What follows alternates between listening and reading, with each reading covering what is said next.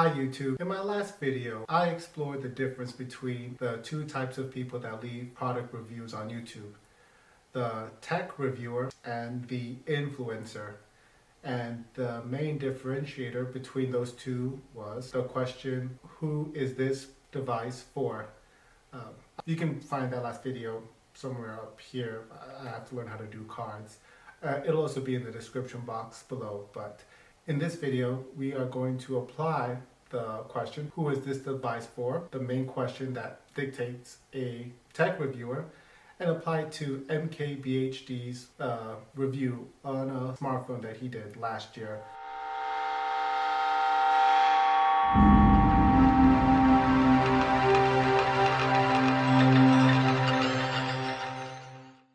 First, I want to say thank you to everyone who watched the last video, and I want to highlight two comments made.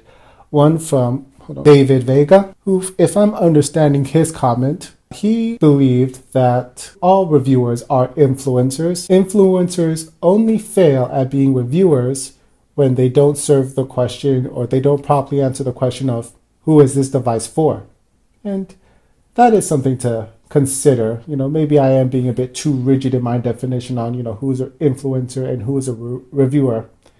Maybe we're all influencers and some influencers are just reviewers. The next comment comes from Brian Lau, and he says a reviewer should minimize bias, and an influencer does not have to do that. It is just their subjective opinion. Well, it's funny you should actually mention that, because in this video we're going to look at, we'll see how much bias plays in Marquez's review. If you're watching this video, you probably know who Marquez Brownlee is. Channel name MKBHD, that gave us such hits like, the 5 pillars on reviewing a smartphone. Well, in this video, we're going to look at a review that he did on the LG G8. Kind of one of his controversial videos because, in my opinion, he did not answer who is this device for. Let's take a look at it.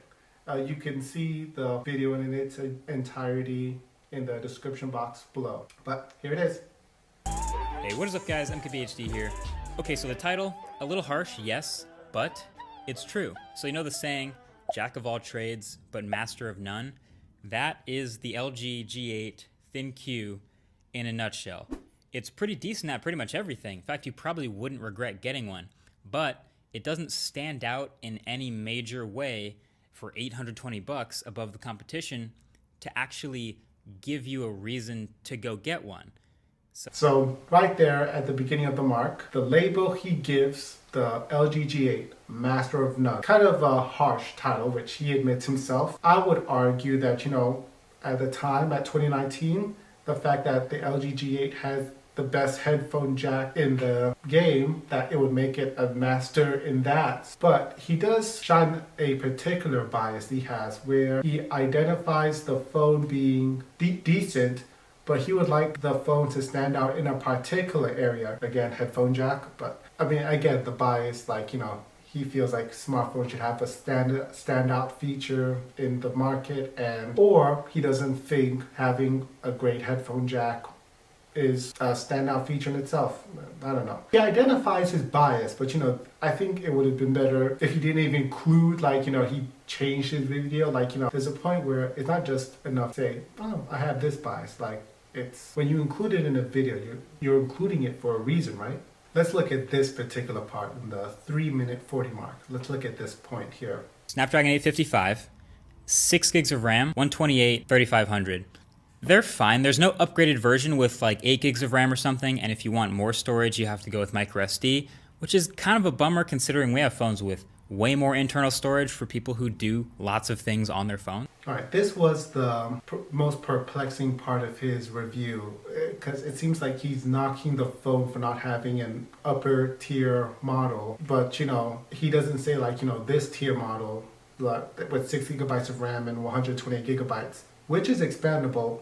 He said he doesn't know anything is wrong with that spec, but he still dings it for not having the option to upgrade it, which I can't really, I don't see moving on. LG was one of the first to consistently do that ultra wide over the years that we're just now starting to see on the backs of phones everywhere, and they still do it. The sad thing for them is it was so easy to copy that now everyone just added an ultra wide and they're now all caught up. It's not like LG mastered the ultra wide in any special way.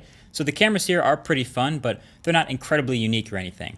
But I like the consistency of these cameras. It's a confident shooter, it's fast, the color science is pretty good, it doesn't overexpose that often, and the similarity in color between the 12 megapixel standard camera and the 16 megapixel. So, in the 5-minute 20 seconds mark here, as we all know, LG was the first smartphone to bring wide-angle cameras, and here he argues that that's not really a unique feature anymore because other smartphone manufacturers are now doing this. But he does list a strength in his review where he notes that the colors between the two sensors are very similar, and so in this case he certainly it can be argued then that LG does a wide angle to the standard sensor very well. Now, at the 8-minute mark of his video, right here, it feels unfair to say, oh, the Pixel has a better camera, and the P30 has a bigger battery, and the Galaxy S10 has a headphone jack. Like, you're pulling from all these different phones to try to beat up on this little guy and say it's not good.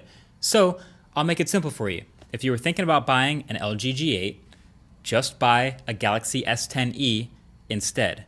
Because there isn't a single thing that this phone does better than the S10e, and the S10e is cheaper. So anyway, if Marques had come to this review with the question, who is this device for? Instead of the bias of, where does this phone stand out? I think he would have come to the conclusion of noting the LG G8 strengths and let's say in a word that he actually did his homework and saw the price of the LG G8 in the market.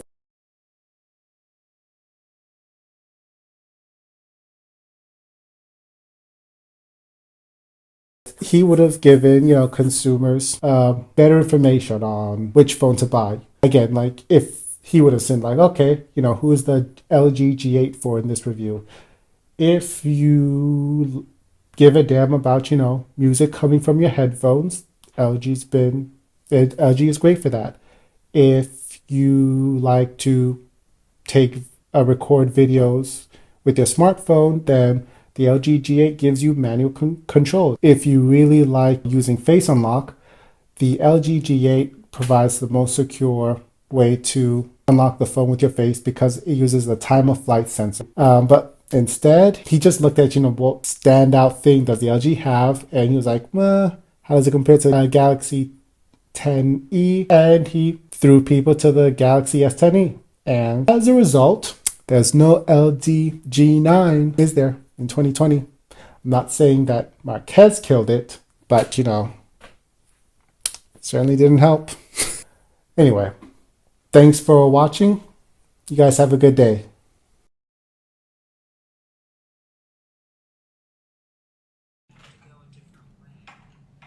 That's my baby. He's going. I'm talking to you. That's my baby.